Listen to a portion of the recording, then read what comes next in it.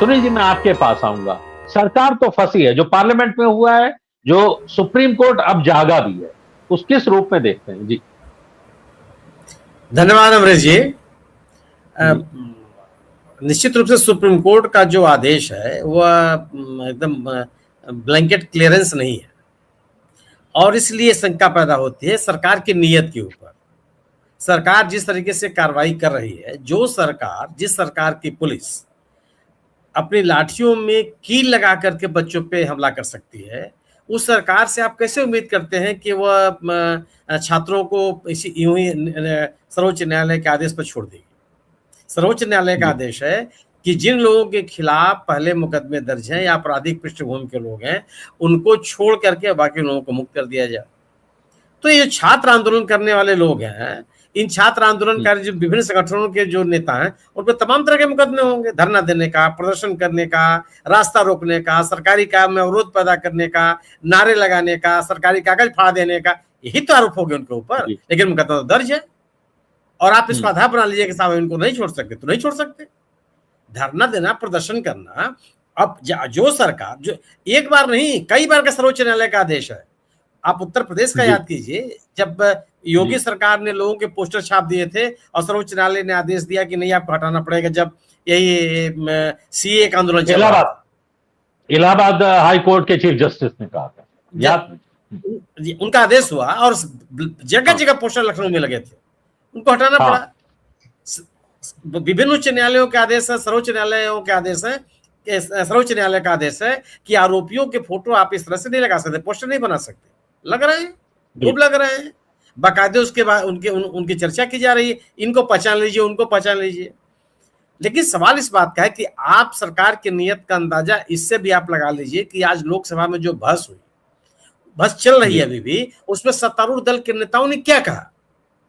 उन्होंने क्या अफसोस व्यक्त किया कि जिस तरह का आचरण सुरक्षा बलों ने इन प्रदर्शनकारी छात्रों के साथ किया वो उचित था या अनुचित था?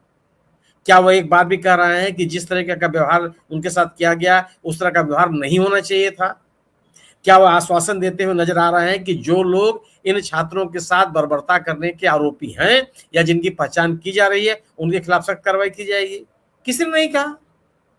पूरे प्रकरण को लेकर के अगर आप भारतीय जनता पार्टी के नेताओं की बहस सुन लीजिए तो क्या कर रहे हैं? कांग्रेस के जमाने में क्या हुआ, राजस्थान सरकार में क्या हुआ, कर्नाटक सरकार में क्या हो रहा है, मुलायम सिंह की सरकार में क्या हुआ था, अखिलेश यादव की सरकार में क्या हुआ था, यही गिना रहे हैं आप?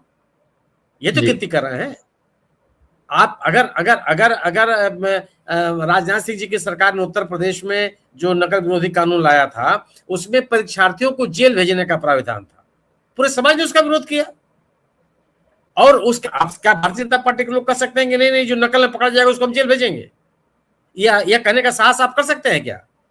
तो पूरी की पूरी सत्तारूढ़ दल का जो रवैया है इस आंदोलन को लेकर के, वो इसको स्वीकार करने के लिए तैयार नहीं है। लेकिन उनके स्वीकार करने और न करने से बात नहीं बनती, आप कुछ भी करते रहिए। जो अभी अफसर साहब ने कहा कि इस आंदोलन को बदनाम करने की कोशिश, पहले दिन से बदनाम करने की कोशिश की जा रही है, ये नया थोड़े है। गाली गलौज की जो अगर आप बात करते हैं, आपने सही कहा, मैं अपने छात्रावास से महिला छात्रावास तक मैं पोस्ट ग्रेजुएशन का विद्यार्थी था, एकदम दिगंबर होकर सड़क पर यात्रा किए हैं, वस्त्रहीन होकर के। हमारे सीनियर्स के कारण हम लोग को यात्रा में जुलूस निकालना पड़ता था, पूरी तरह से गाली गलौज करते हुए। और हुआ है, कौन रोकने आ गया? किसके खिलाफ मुकदमा दर्ज हो गया? और एक दो बार नहीं कि एक बार हो गया, दो बार हो गया, मतलब उस कालक्रम में कितनी बार इस दौर से गुजरना पड़ा है ये मैं आप गिनते नहीं गिना सकता। और वहां हॉस्टल के महिला छात्रावास के चरदीवारी पे खड़ा होकर के उनको गाली देना, उनके नाम बताना, सब हुआ। धीरे धीरे धीरे धीरे धीरे वो रैगिंग का पार्ट था बंद हुआ, लेकिन स्थिति थोड़ी खत्म हो गई कि नहीं नहीं नहीं ये तो बड़ा अनैतिक था। गालियों के समर्थन आप नहीं कर सकते, लेकिन ऐसा नहीं कि पहली बार गाली दी जा रही है। आप याद कीजिए, सभी लोग परिचित होंगे, बनारस में जो होली के समय में कोई सम्मेलन होता है, बिल्कुल बड़ा अद्भुत होता है, कोई सुना सकता है उसको पब्लिकली? होता है, हर साल होता है वो। और 80 का इलाका कोई ऐसा नहीं है कि शहर से बहुत दूर है, शहर का मुख्य केंद्र है वो, बाकायदे लाउड स्पीकर, और किसको गाली नहीं दी जाती। काशीनाथ की जो किताब है 80 पे, जी उसमें क्या नहीं, उसमें क्या गालियां नहीं है क्या? वो तो नहीं लिखी साहित्य का हुई। हिस्सा भी बना। फिर आप इस सत्तारूढ़ दल के नेताओं ने जिस तरह की शब्दावली का प्रयोग किया है अपने विरोधी नेताओं के लिए, आज आज कहा उन्होंने निशिकांत दुबे ने लोकसभा में कि मैं दोहराता हूं कि मैं जवाहरलाल नेहरू अय्याज थे। ये क्या है? बताइए। ये ठीक कम बात। से कम 3 बार उन्होंने कहा। जब वो प्रियंका गांधी ने शिक्षा मंत्री जोशी पर आरोप लगाए थे बिल्किस बानो के आरोपियों को रिहा करते समय, कोई उनका बयान था नहीं था, वो तो अध्यक्ष ने कहा कि उसको आप ऑथेंटिकेट कीजिए। उन्होंने कहा कि मैं आरोप लगा रहा हूं, मैं भी कर रहा हूं। जवाहरलाल नेहरू को आप कहेंगे? उसमें तो अध्यक्ष ने बचा दिया सरकार की किरकिरी होने से। हाँ, अगर वो कह देते ऑथेंटिकेट करो तो उसके वीडियो अवेलेबल है। तो कहा उन्होंने कि मैं भी ऑथेंटिकेट करते हैं, तो उन्होंने कहा कि जो उधर सामने कह रहे थे ना वो लोग कि ऑथेंटिकेट करो, ये अगर वो तैयार हो जाते बिरला जी ने मोदी सरकार को बचा लिया है, वो हो जाती उनके सामने। हाँ, तो सवाल इस बात का है कि सरकार इस्तीफा देना पड़ जाता है उनको, प्रहलाद जोशी को। हाँ, आप सवाल उसके बाद जोशी जी ने कहा कि आप लाइए, मैंने कहा बयान दिया, वो भी खुद तमक के बोल रहे थे, जबकि आपको याद तो रहता नहीं क्या बोल रहे हैं आप।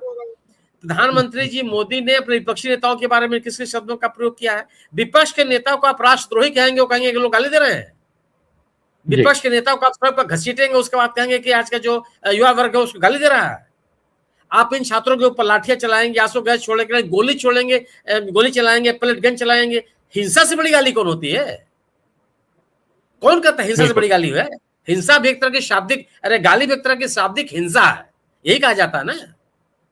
और आप सरेआम हिंसा कर रहे हैं, उसके ऊपर आपको कोई खेद नहीं है। और आप कहानी बना रहे हैं कि उन्होंने गाली दे दिया, उन्होंने गाली दे दिया, सामना कर लेते। आपने अगर क्या उन छात्रों के बीच में जाकर उनसे संवाद कायम न करना छात्रों के प्रति गाली नहीं तो और क्या है? आंदोलनकारी छात्रों से संवाद सरकार का न करना ये गाली नहीं तो और क्या है? किस बात को कहेंगे आप? ये और उसके ऊपर से जो सुरक्षा बल हैं उनके साथ इस तरह कार्रवाई कर रहे हैं। और लगभग देश के अधिकांश राज्यों में, बिहार में, उत्तर प्रदेश में, मध्य प्रदेश में, छत्तीसगढ़, कहां नहीं हुआ और कहां छात्र प्रदर्शन नहीं कर रहे हैं? तो ये जो छात्रों के साथ या आप और ये जो व्यवहार छात्रों के साथ है, ये केवल ऐसा नहीं कि केवल छात्रों के साथ ही कर रहा है, इस सरकार की कार्यशैली में शामिल है। ये किसान आंदोलन में किसानों को क्या नहीं कहा गया? कौन कौन से विशेषण उनको नहीं दिए गए? कहां कहां से फंडिंग की बात नहीं कही जा रही थी? जब सीए और शाहीन बाग का आंदोलन चल रहा था, क्या क्या बातें उन लोगों के बारे में कही गई? किस किस तरह की बातें कही गई और लगातार कही जाती रही हैं? तो ये आप इस सरकार से आप उम्मीद कुछ नहीं कर सकते। ये सरकार का से सामना करने का तरीका वही है जो इन छात्रों ने दिखाया है, जो इन युवाओं ने दिखाया है। और वह स्थितियां मुझे लगता है कि अधिकांश देश के अधिकांश राज्यों में होगा, क्योंकि अभी भी यह सरकार कुछ सीखने के लिए तैयार नहीं है। आज लोकसभा में चल रही बस जो रात 10 बजे तक चलेगी, उसको सुन करके आपको कितने आश्वस्त हो सकते हैं कि जिन सवालों को लेकर के बच्चों में बेचैनी है, उन सवालों को संबोधित करने के लिए सरकार तैयार है। जी।